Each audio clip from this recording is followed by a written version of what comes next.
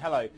Most of the talk that we've been seeing today is around whether or not we're going to see continued asset purchase program from the Federal Reserve. Certainly we've seen commentary from John Williams, who's the San Francisco president, and of course overnight St. Louis Fed President James Bullard talked about extending the asset purchase program that they're already doing with a 15 billion. So instead of curtailing that in the October meeting, potentially keeping that going with the idea to try and prop up inflation expectations. As we know, in Japan, in Europe, to a degree in the UK, around the world, inflation expectations are falling, and of course they want to try and keep the liquidity going there. So we did see a nice move up in the US markets last night. We've seen that in some of the smaller cap sectors. The Dow, for example, the Dow Transports, the Russell 2000 have done quite nicely. The Philadelphia Semiconductor Index, all these sort of canary in the coal mine indices have been doing quite well.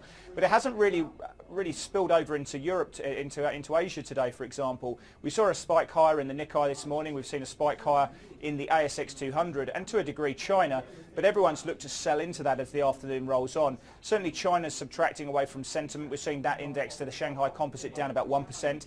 I think fears there about the Connect program between Hong Kong and China, where we certainly know a lot of liquidity will be coming into China, is under some sort